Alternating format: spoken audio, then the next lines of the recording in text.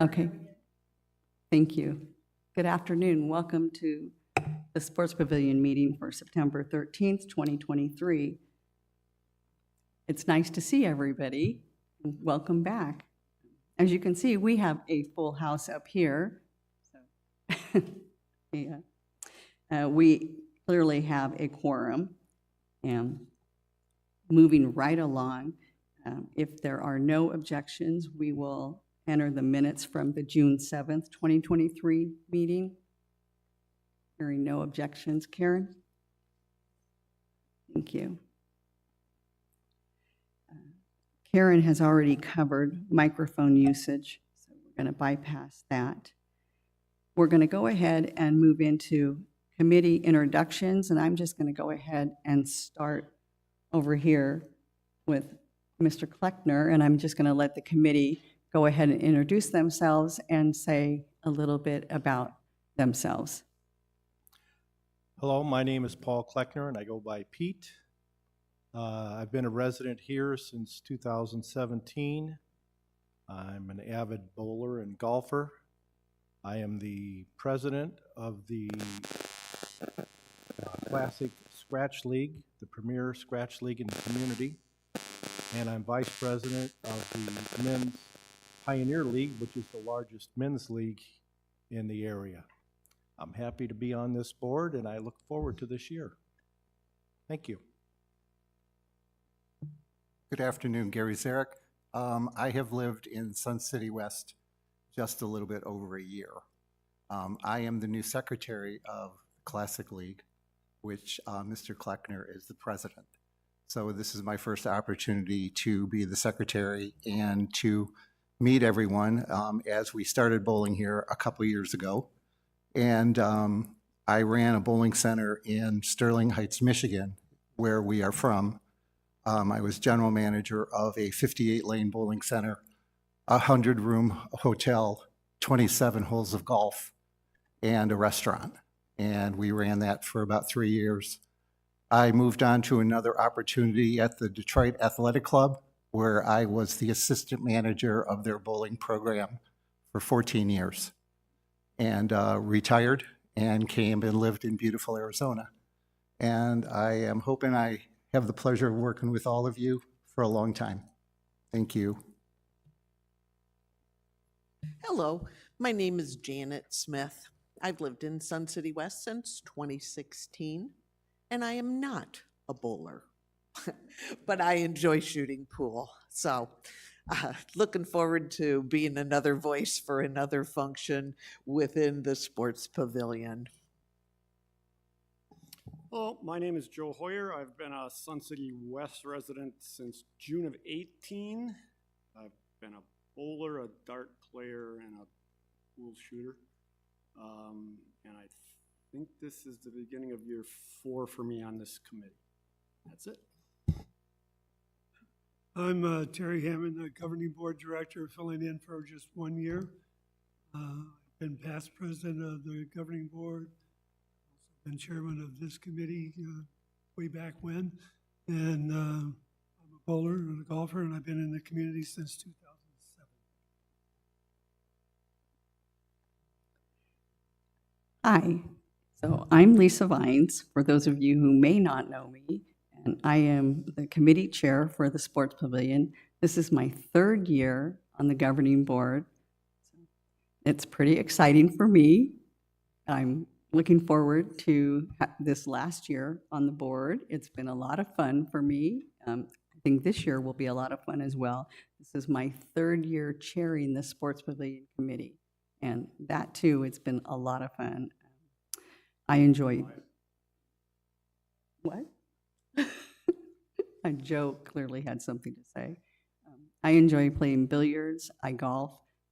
I also am lucky enough last year to sit on the golf committee, which I guess I will do again this year. So and I want to say it's nice to see people coming to all of the meetings again. So I'm going to pass it on to Denise. Hi, I'm Denise Rondo. I've lived in Sun City West a little over 10 years. I am a bowler, and I'm a golfer. Well, I wouldn't call it that. But looking forward to helping out with this committee. Jim Nesbitt. I've been in Sun City. I've been in the Sun Cities since 2008.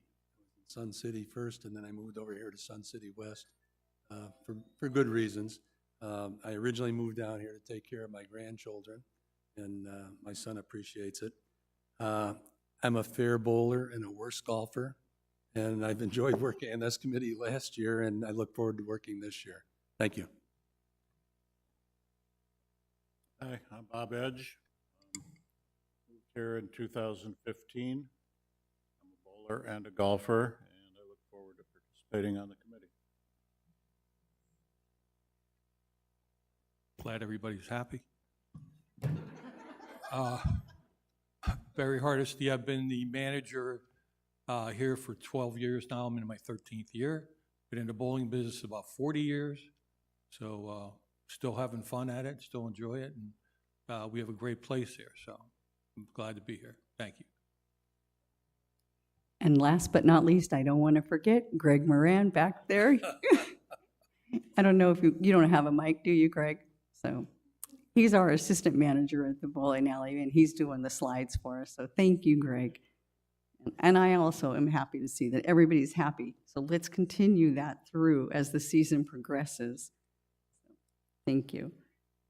So we're just going to get through some little housekeeping issues. And the first one I'm going to say is I heard somebody's phone go off. So that's just a little reminder. If your phones are on, would you please silence them so that we don't have phones ringing or dinging during the meeting? Because while they may not pick up our voices, the microphones will pick that up. Thank you. And so with that out of the way, next up we'll do, you all should have your committee rosters. They should have been in with your packages today from Karen.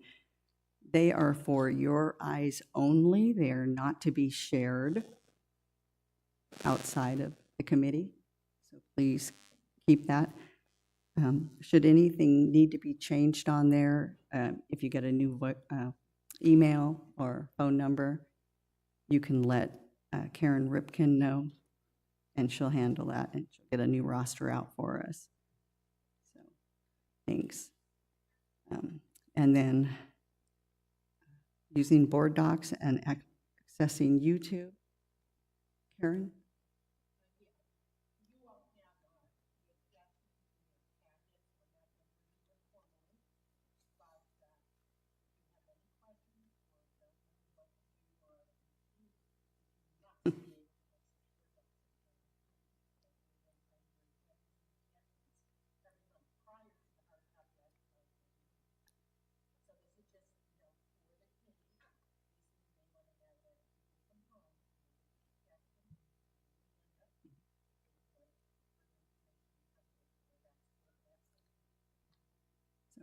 The agenda is published 48 hours in advance, and you can pull that up on BoardDocs.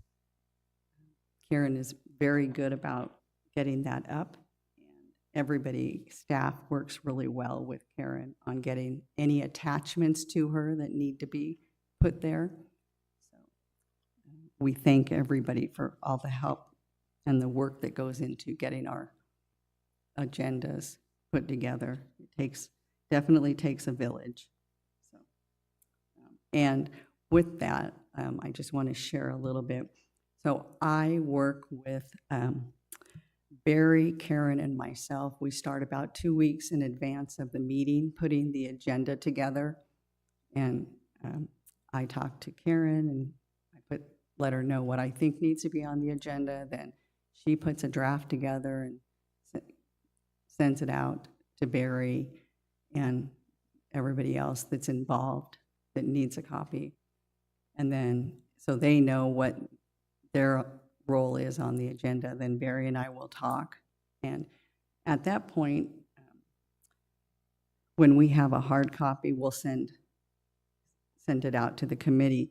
And I try to send it out in advance to the committee so you can see what's on the agenda. If you think you may have something you'd like to see on the agenda, try hollering at me. maybe a week or two in advance of our meeting so that I can, we can talk about it and see where, if we need to add it to the agenda. I'm happy to discuss any of these items with you and put them on the agenda. So, that's about that. Next up is the committee roles, responsibilities, and limitation. Everybody you should have received your committee member handbook from your copy from Karen when you were notified you were on the committee. If you haven't already read it, please try and take some time to read it.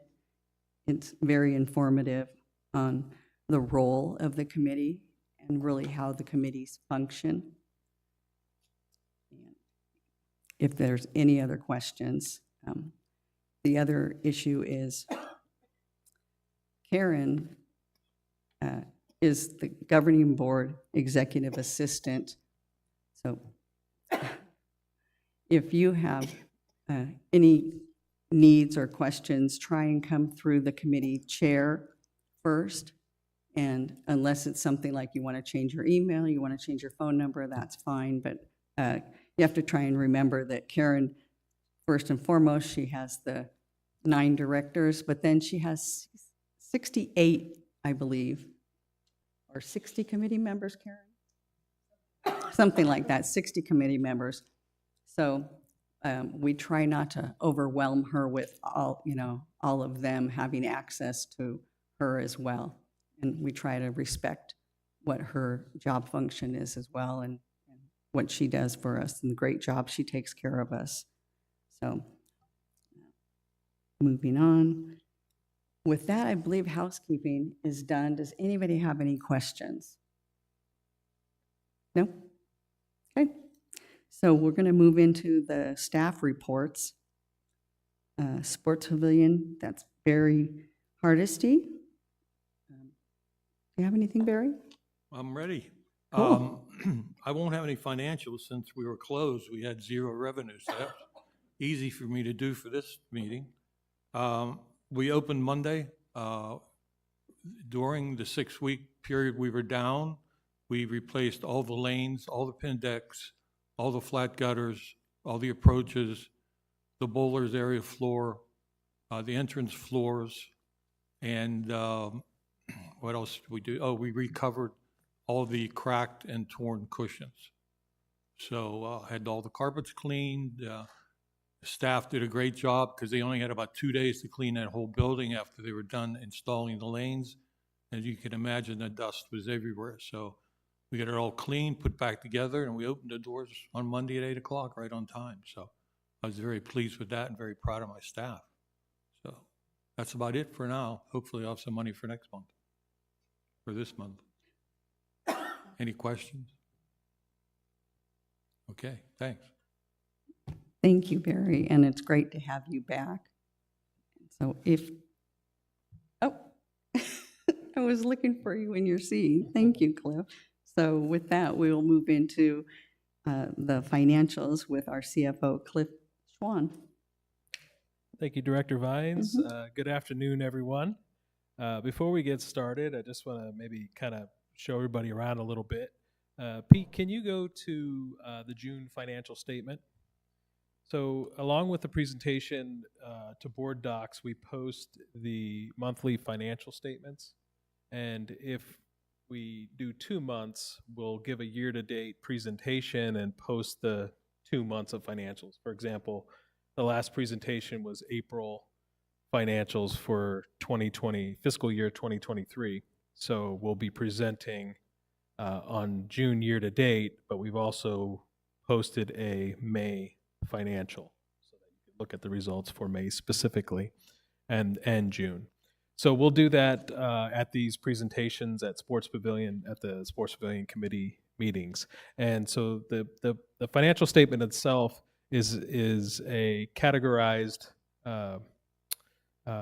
P&L, and it'll give you the current month compared to budget to prior year, and then year to date, same for the month. The year to date for the month and the prior year and the budget. So this has a little bit more detail than the presentation that I present. The one I present is more rolled up than this. But if you ever get in before the meeting, because we post these 48 hours before, if you ever have any questions specifically that you think of, and if you can get them before through Lisa to me, you can ask them, and then I'll be prepared if there's something specifically to these numbers that aren't in the presentation itself. So keep that in mind. All right. That being said, we'll present June year to date. I presented this to BNF, not this specific P&L, but the actual rolled up P&L for the association. And the caveat there was that our financial audit is about completed. So these are not audited year financials for the year, but there will be no changes to them. But just so you know, they're unaudited. And in October, we'll be presenting the audited financials. So let's get started. So for the month of June year to date, so we finished the year ahead of budget, 133,000 favorable to budget on the revenue section of the profit and loss, and had a pretty good year, especially with, we were kind of down in golf a little bit, and but bowling really held its own last year, unlike golf, and it had a pretty good year. So we're proud of that. Barry and his team did an excellent job in June, handling all the different bowling activities that go on over there. And on the expense side, we finished a little ahead of budget, or behind budget by 30,000, mainly due to we had anticipated a 5% increase in salary and wages for the minimum wage increase, and it came in higher. So a lot of the positions in the Sports Pavilion are part-time or tied to the minimum wage. So when it came in at almost 9%, we had an unexpected, unbudgeted amount of 16,000 unfavorable, but certainly more than made that up on the revenue side.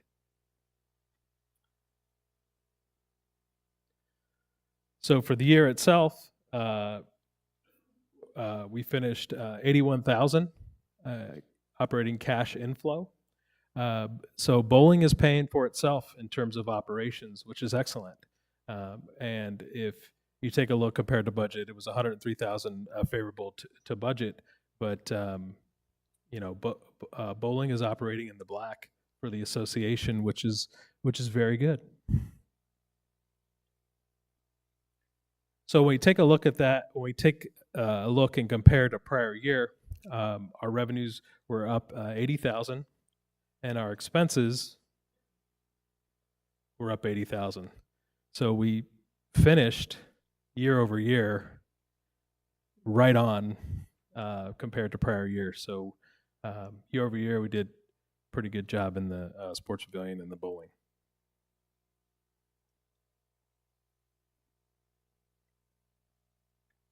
So then we'll talk about a little bit of the changes year over year when we look at the expense structure and the revenue. So on the revenue side, we finished the year 49,000 ahead in the league revenue, and pretty much flat everywhere else. So that's pretty much where the revenue increase came from. The overall revenue growth was 7%, and that was pretty much tied to the rate increase that we had from 22 to 23 in the bowling alley.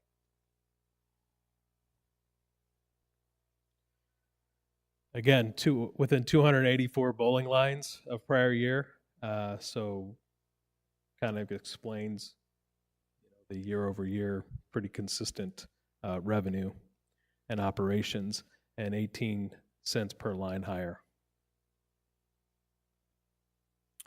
On the expense side, we had some bowling pins that we had budgeted in 22. Unfortunately, the shortage in supply and demand, or the supply and demand and shortage in supplies caused us to have to buy those in fiscal year 23. So we didn't anticipate that expense in '23 when we purchased bowling pits, which is why we were 12,000 ahead there. And then the minimum wage and insurance costs on the labor side was the reason for the increase over prior year, which is pretty standard. And those are the notables for the financial statement for the Sports Pavilion. And Lisa? Thank you, Cliff. Excellent. So the only question, I mean, this looks great. The only question that I have, and I think you're probably going to tell me to wait, but, you know, I'm a little curious. So do we have any idea where we stand with the big line, the lane change, the replacements that we just did with did it come in on target, or are we coming in on budget, or do we not know that yet? Yeah, I can let Carl speak to that. Okay. Yeah, Okay. we Oh, had, perfect. there were a couple things that were unanticipated, but I'll let, Carl, you want to answer that? Well, he can do it when Okay, he comes to do. perfect. Is that okay, Carl? Okay, thanks. And if you don't want to throw it out there now and you want to wait, that's fine too. Okay, thank you. So does the committee have any questions for Cliff before we throw it to the audience? Wow. Okay, thank you, Cliff. You're welcome. Great, thank you. Audience. And welcome, everyone, all the new members. Good to see you. Committee members. Any questions from the audience? Super. Well, thank you, Cliff. I appreciate it. So the next line item is 5.01, the Lizard Acres discussion. And pretty much all that is we're going to, I did submit an FR1 at June, the last meeting to the governing board, but we're going to let Carl kind of roll that up into his presentation, since he has the update in 502 for the 23-24 capital update. And the Carl Wilhelm, for all of you that don't know Carl. And Carl, the report that he'll be giving, he hands out this report to all the committees, get this document, but Carl will only be sharing with our committee the items that pertain only to Sports Pavilion. So just so you know that he's not going to go over every line item because it doesn't pertain to Sports Pavilion. With that, welcome, Carl. Hello, welcome new committee members and returning members. So since our last meeting, we've had a lot of progress around the community. This report that I give is specifically the same report that I give at Properties Committee as it pertains to what we do in that committee each and every month, and that's give an update of the capital as we go by month to month. But as we start off the new committee season, it's nice to get all committees started off on the same page. So all committees receive these documents for consistency purposes. So starting off on the Properties Committee report, since we met last at the Sports Pavilion, the items that were done over since June to now, the Sports Pavilion bowling lanes replacement, as Barry reported, is complete. We also had the ball returns replacement project, as Barry reported, is complete. And a byproduct of them two projects, we had a difference in lane elevation due to the new flooring, and that kind of forced our hand into pulling a capital project which was technically scheduled for FY 24-25, and that is the Boulders area LVT flooring. So to make the transition perfect and right during the lanes replacement, we added, the general manager, accounting, and myself decided that we would kick that project as an unexpected allowance and get the flooring done. Then with all the work from palleting 2,000-pound pallets into the building. We had carpeted entrances at the foyers where the electronic doors are, and them carpets were very aged that would have been handled during the same bowlers area flooring project or during a carpet replacement project, and all that carpet wrinkled from that weight rolling across it. So we put new walk-off carpet in there in both the foyers, and at the memos end, we had a little bit of damage in the LVT, so we decided to match the bowler's lane with the gray LVT, and it just looks beautiful. I'm super glad we did it. We also had the vendor accidentally drive a pallet into one of the electronic doors that caused a considerable amount of damage to one door. Our door vendor came out, repaired it, and Brunswick fully took on the expense, so there was no cost to us. To elaborate on that question about the cost for this project, we originally were at the budgeted amount that Brunswick had quoted the Sports Pavilion management team that was placed in the budget. Weeks before the project was to begin, final investigations, pulling up some more flooring, just to make sure that everything's going to be on schedule. We found a difference in what we expected on the old bowling lanes that existed underneath. And honestly, it triggered a conversation of a quite expensive cost increase of approximately $25,000 and the additional time of three additional weeks to overcome that. So we all put our heads together and had a bit of a light bulb moment. All the materials being pulled out of the sports pavilion, the old lanes and the ball return machines. We reached out to other bowling facilities throughout the country and even in our local area, Sun City. And believe it or not, they bought all of our old stuff. And that cost almost offset the $25,000. So I think if accounting were to provide accurate numbers, if they had the facts today, we were just a few $1,000s over budget. So really pleased in that. So it was basically a wash, and we're 100% done. We've got no issues. We've got a couple little pieces of plastic that Brunswick owes us, and that's the extent of it. So everything opened up on time. The rest of these items are community projects that have been completed between June and this month. So that's there for your reading and enjoyment. If you want to have detail on that, please join us tomorrow at the Properties Committee meeting. On my capital projects report, I don't think Russ Boston had, he does have actually one item. He installed the outdoor beer cooler for Lizard Acres. And in the next few weeks, I will be putting a small shed roof of metal over the top of it. The sun has been hindering us from being able to keep the temperature in that cooler where we need it. So I'm putting a metal roof over the top of that. And those are the only things that pertain to the sports pavilion. Any questions? Excellent. Thank you, Carl. Joe, I think Joe has a question. The unexpected flooring thing when you were tearing up the lanes, was that delamination thing that we've been talking about for a while? No, the delamination was the trigger point of putting this whole project in process a little over a year ago.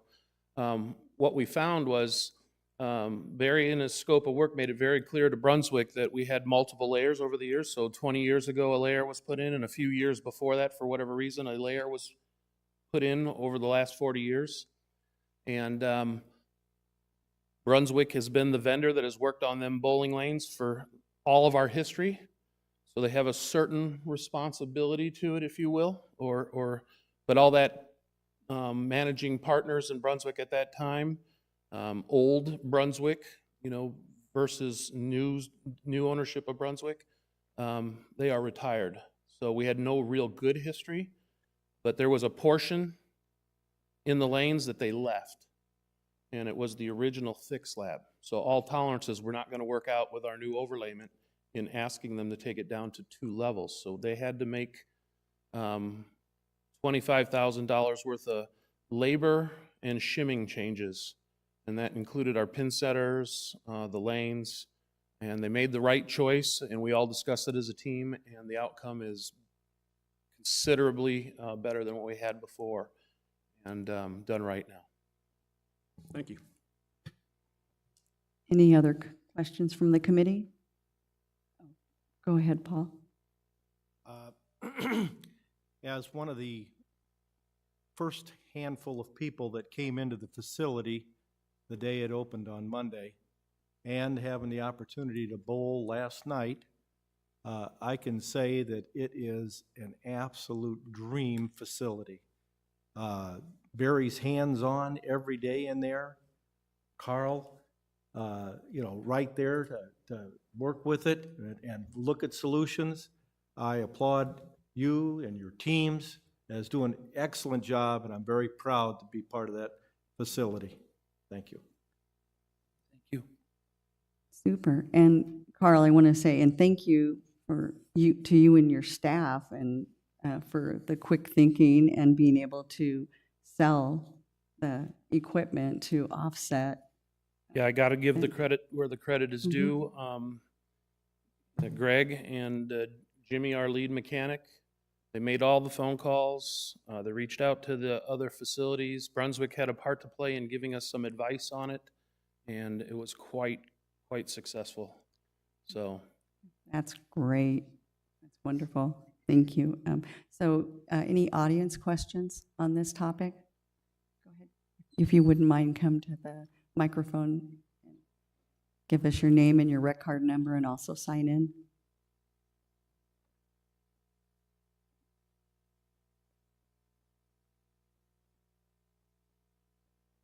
Hello, 915482, Tom McNally. I'm not a bowler, so I don't know, but from everything I've heard, first before I get into that, it looks fantastic. You can tell things have been done and that its upkeep is wonderful. So my question that I have is, rumor has it that everybody else in the area is $3, $4, $5 more per game than we charge. Honestly, I can't tell you what the lineage or the game fee is in bowling, but I can say that every year, and the gentleman here mentioned golf, every year we get increases of 2, 3, 4, depending on the time of the season. I would think that, and again, I don't know, I don't claim to even know, but I would think that if Sun City pays $8 a game and Surprise pays $8 or $9 and we're paying $4, and I understand there was a price increase on it. I don't know what it was or anything, not being a bowler, but I would think that that would help offset some of the expenditure and some of the getting back the expenditure and still being $3, $2 less than the local market, the local area. I know the leagues went up, but it's just a thought. I don't know, again, not being a bowler. I have no problem 3 times a week paying $2, $3, $4 more to play golf.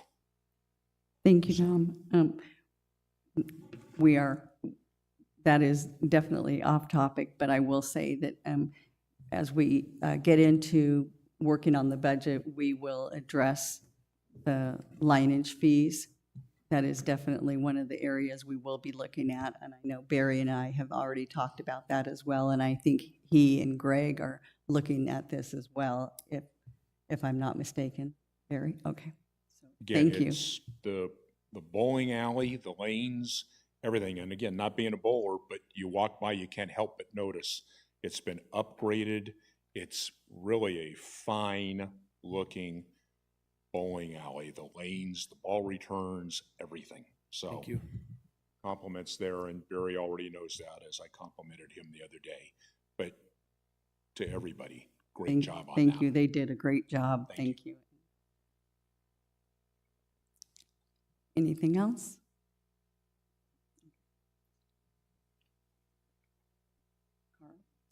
Okay, rolling into the next agenda line item. This is the proposed capital improvements for FY 24-25. Again, I'd like to just give you a brief understanding of this document so that you, as not only committee members, but as members of our community, this is the same document that is presented at every committee so that there's consistency. I'm going to make some points that I'm going to ask Greg to scroll through as I talk. There's not a lot of items in this year's budget that pertains to the Sports Pavilion. One in particular, which is the Lizard Acres Bar and renovation of equipment, and I'll go over that in a moment. But a little part on how the budget comes about. It's our staff's responsibility to present the general manager with a capital budget by December 1st. So over the summer, after the previous year's capital budget begins, we immediately go into assessing our reserve study tool that allocates the useful life for all of our assets and comes up with a predetermined list on what we should look at for the next year's business for capital improvements and repair and replacement. Those items are the items that are going to be in blue. The items that you see in tan at the top of this document are items that either folks in the community, clubs ask for new items, CR13 requests, items that come from our governing board, and items that are new maybe from our staff. So you can see that that area is, does not have that many items. If you continue on in the document, you'll see a phase that's in green. Those are the capital items that also come out of the reserve study tool, our tracked assets, and that pertains to all golf. And then finally, in the peach area at the end, toward right there, you'll see these are allowances. Allowances are unknown expected line items for in case a well pump on one of our golf courses go out. As I described earlier, the fact that we needed to replace the flooring in the bowling area, it was within the general manager's authority of funds. So allowances allow us to make emergency things happen. And then the last thing about this particular budget that all the committees will be reviewing is I have a category at the end. And you'll see when we started this process early July, our budget for the year was approximately $15 million. This gray area is all of the hard work from staff going around and reviewing all the projects that could be, need to be in a future year, and were deferred for either their current assessment of being in good shape. An example would be one of the items on this list is this lecture hall's flooring. You know, you can see that this carpet is in very good shape and does not need to be done in this next future year. But all these items represent the items that that need to be pushed forward, and there's a notation to the far right that says what fiscal year they've been moved to for whatever reasons. We've made our assessment. The current capital initial list is now been revised down to $10,586,000. And as the next 2 months go by, that all of us managers that have a capital item on this list, as we do our costing, investigations, discussions with architects, project planning, you might see over the next few months increases or decreases. I already know that there's a considerable amount of items on this list that are going to be decreased due to the conversations just over the last 2 weeks. So these documents get posted to the BoardDocs early, and sometimes we have changes that come in between. So in October, you'll get a revised list, and it'll show all of the changes for the next month, and then we'll do it again in November before this gets turned in December 1st.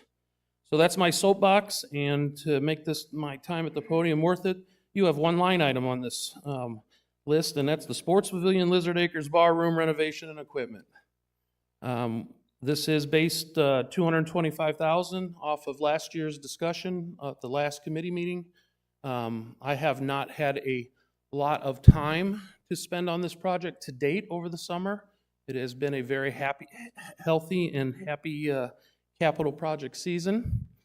I am engaging with the architect next week, and I believe that, over the next month and a half, we will be able to narrow down where this $225,000 number looks like. Any requirements due to code. Barry and his staff have done a great job on providing the equipment list needed for the bar. We'll narrow that down into the design. We have a few staff members that are interested in sharing some ideas for design, and we'll collect all that information, and we'll have more over the next month or two, okay? Great, thank you, Carl. And technically, the list here is for your reading and enjoyment, so come to the properties if you got any questions on any other items. Okay, super, thank you. And I think for the next meeting, and Karen, I think this is for you, that we will try and have the PowerPoint picture of the renovation that we were working on. Joe? I'll make sure that Karen has that document. Thank you, Carl, appreciate that. And then if there's changes that need to be made, if you need... So if there's any progress, I'll report the progress. Yeah, please, if you want to work with, let me know. You can also let Joe know as well, CC Joe, that'd be great. Okay. We were working together on that. So thank you. Any questions from the committee for Carl?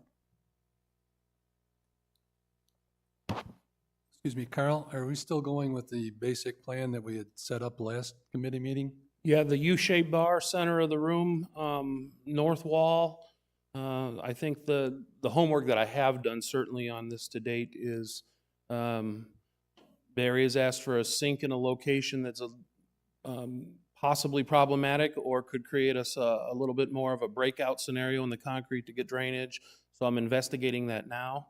The equipment is slightly larger than, like for example, we need an ice machine. Ice machine is kind of ugly, so do we really want it in the bar area? Those are the discussions we have to have as staff. But otherwise, the concept plan page is identical to what I'm working off of. Okay, thank you very much. And we're still going to be ADA. That is the most important thing of this whole entire design. I know we would love to have a cool lounge, but ADA comes first, safety comes first. Thank you. Thank you, Carl. And the furniture has not changed in the sense that it's still going to remain stationary furniture, what we had talked about? The concept that, again, we'll bring up next, you can certainly go to YouTube and look at the old concept because nothing has changed. Okay. But what we'll put on the screen next time, that representation of furniture is very accurate, very close to what we need to finalize with because that information came from our architectural advice. You'll notice that we made a pretty cool improvement, though, over the last 2 months. And if you go into Lizard Acres, we had an opportunity to help Zymergy, and Zymergy kind of helped the Sports Pavilion. What that means is Zymergy had some really nice, I'm going to say, palette matching tables and chairs. Yep. Very heavy duty and strong, kind of like what we're expecting in Lizard Acres, but too much for that club space. So they went to nice plastic folding black tables with church chairs, which are the term for like a big cushy light chair that's easy to move.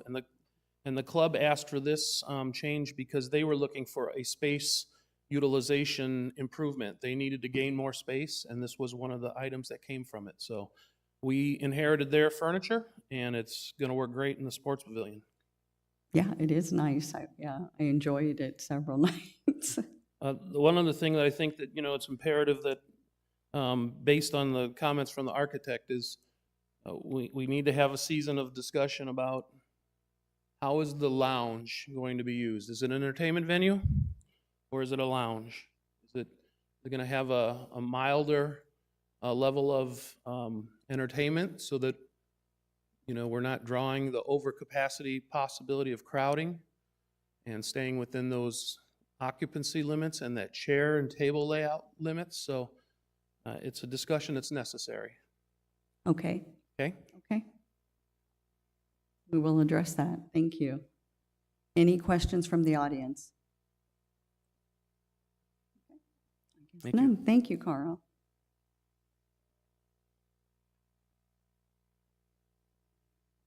We will move on to 504. So we're just going to touch base on a few of these items, and this is, Martin has this. Great. So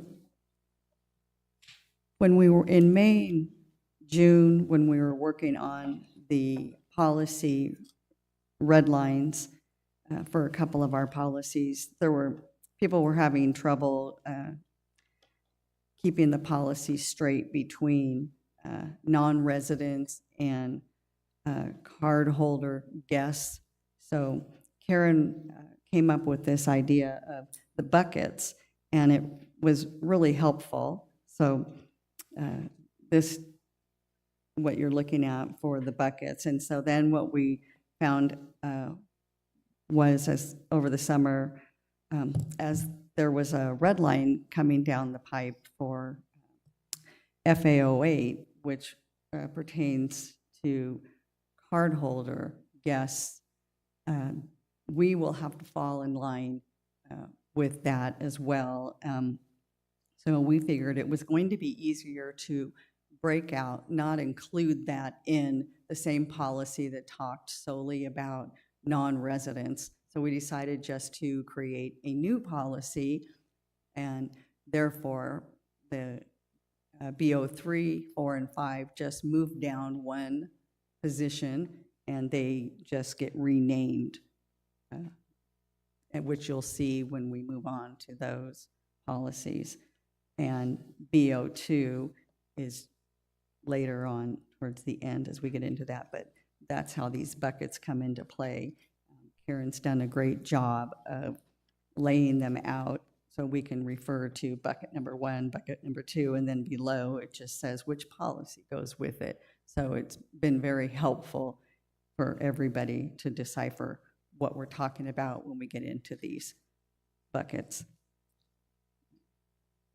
And I think it's actually something they're going to adopt now and use, I think, in the golf committee as well, kind of help things along there too.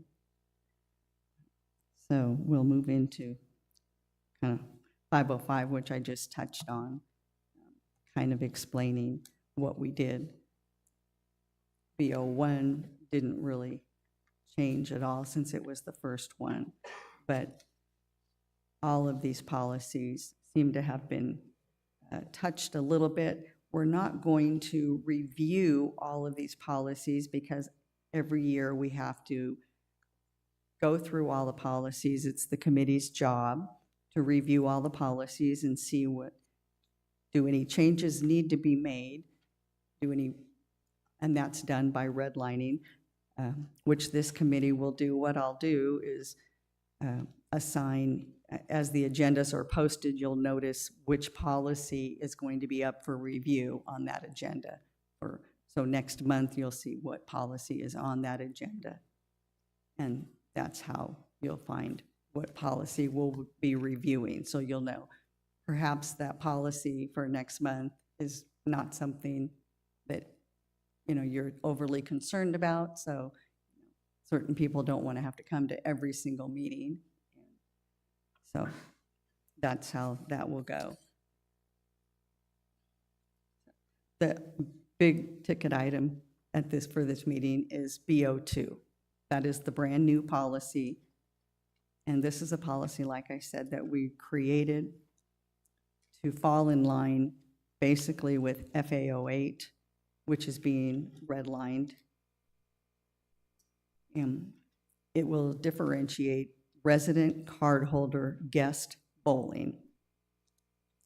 And that way people won't be trying to figure out between which policy, when we have one policy and we've muddled the two together between non-resident and resident cardholder guest So that was very confusing for everybody. So we gave it its own policy. So as it's a brand-new policy, it's this committee's job to review it. And once we get it to the point we're comfortable with, and once we're comfortable and the committee comes to consensus, then we will move it forward to the governing board for approval. And it's up to the governing board to adopt it. So, the committee, do you have any questions regarding BO2? Because we'll just briefly touch base on it, but then what we'll do is, this will be our October policy for complete review, because we're just touching base on what we're doing. So I want everybody to be aware that this will be the October policy that we review, since it'll fall in line with FA 08, which is I believe Kay is bringing that forward on her on properties agenda tomorrow. So this is why I want to bring this one in line for October. And that pretty much sums it up for what I have. So are there any committee comments? Questions before I turn it to the audience?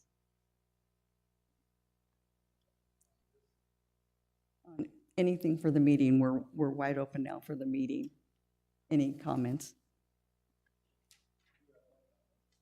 But if it's regarding this, it's for the next meeting.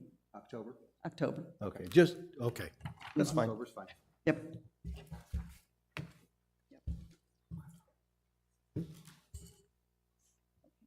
So any audience questions? Wow, that's pretty easy. If there are no questions, do we have something new we're doing now at all the committee meetings and the governing board meetings? Live emails, should we get any, which I don't believe we have any.